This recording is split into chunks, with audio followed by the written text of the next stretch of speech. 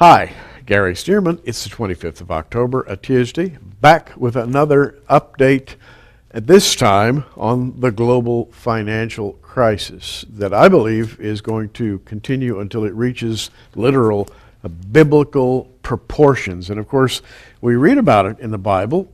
Daniel's 7th chapter is all about four great world empires. The fourth one is the horrible, dreadful, terrible beast that has 10 horns and another little horn, which plucks up three and takes their place.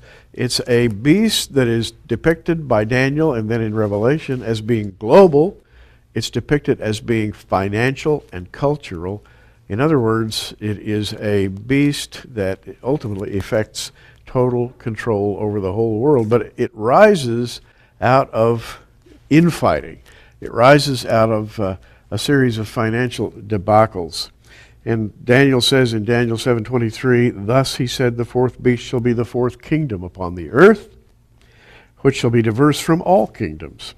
It shall devour the whole earth and tread it down and break it in pieces." And the next verse after that says, "And the 10 horns out of this kingdom are 10 kings that shall arise, and another shall rise after them." Well, those 10 kings that arise are global in nature. The squabble that they have, and we read about it in several places throughout Scripture, is a squabble about who should be in control of the global economy. And finally, when you get to the book of Revelation, Mystery Babylon the Great becomes commercial Babylon, which I think is the same as Daniel's fourth beast. You may remember that back on the 21st of October, I mentioned a story coming out of the Business and Financial News. Dateline Paris, the world's leading economies, pressed Europe on Saturday to act decisively within 8 days to resolve the Eurozone's sovereign debt crisis, which is endangering the world economy. Financial experts are seeing the global economy as being very, very unstable at this point in time. In fact, in the range of being on the verge of collapse. In unusually direct language, finance ministers and central bankers of the group of 20 major economies said they expect on an October 23rd European Union summit to, quote, decisively address the current challenges through a comprehensive plan. And so it's an ultimatum of sorts has been laid out. We have an interesting series of reactions. You remember also that back on the 21st, same time that I mentioned this story, there were protests in Greece, all over the nation of Greece, because the Greek government is bankrupt and can no longer dole out the financial, the huge, by the way, financial distributions that it's been making to the general population now for the last couple of decades. The Greeks have gone broke, as have the Portuguese, the Spanish, some say the French. It is being discovered that when the public sector rules, money is soon in short supply. Interestingly, we have seen a number of demonstrations. Of course, we have Occupy Wall Street, we have the Greek demonstrators, we have European demonstrators, we have demonstrators in the Middle East asking for more equality. And in the light of all this, the Vatican has issued an interesting call for global authority on the economy. Global authority on the economy. The Vatican is calling for a single world leadership so that the economy will settle down and become more fair than it is at the current time. And I'm reading from this news release. This comes from Business and Financial News. The Vatican called on Monday, that is yesterday as I make this, for the establishment of a, quote, global public authority and a, quote, central world bank to rule over financial institutions that have become outdated and often ineffective in dealing fairly with crises. The document from the Vatican's Justice and Peace Department should please the Occupy Wall Street group, and similar movements around the world who have been protesting the economic downturn that threatens to be catastrophic, actually, and global. We have here, and I'm quoting again, towards reforming the international financial and monetary systems in the context of global public authority was at times very specific. It called for taxation on financial transactions.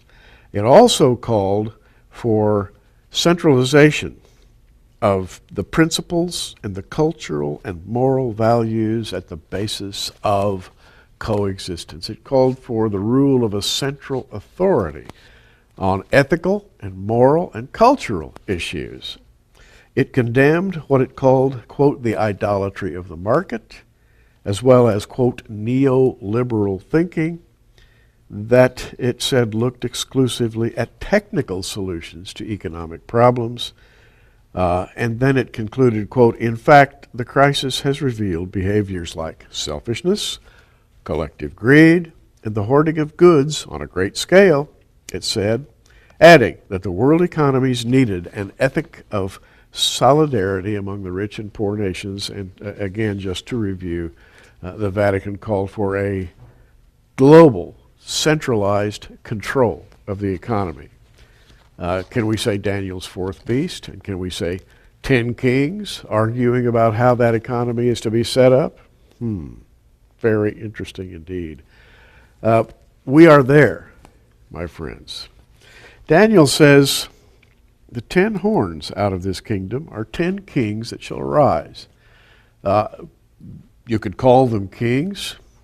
You might call them czars. You might call them regional financial controllers. Whatever you call those kings, out of that group of 10, another shall arise after them. He shall be diverse, that is different from the first kings, and he shall subdue 3 kings, and he shall speak great words against the Most High, and shall wear out the saints of the Most High, and think to change times and laws, and they shall be given into his hand until a time and times and the dividing of time. And of course, that last individual mentioned would be the prophesied Antichrist, coming out of the struggle, out of the battle, which we see growing before our very eyes. The battle to control the global economy, and as the Vatican put it, to make it more fair, more ethical, and more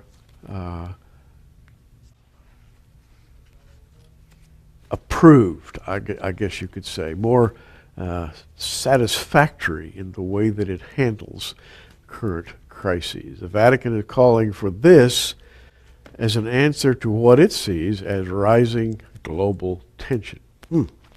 Well, there is a prophecy in the Bible. This is when they shall cry peace and safety, then sudden destruction shall come upon them, and travail upon a woman as with child. Well, I think we're there. We're watching this global struggle, and the fact that it is an economic struggle makes it particularly applicable to Scripture, because the prophets of old, the apostles, all wrote about the war, an incredible latter-day war that would arise on a wave of perceived inequities and hostilities. And that war would sweep across the whole world and bring about a horrific period of judgment, which we call the Great Tribulation. I don't know how close we are to that, but I do know that we're starting to see those kings struggle among themselves for control of the global economy. Keep watching.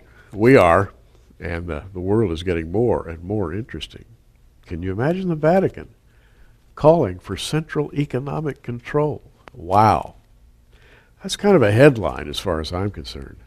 Gary Stearman, as always, have a great day in the Lord and keep looking up.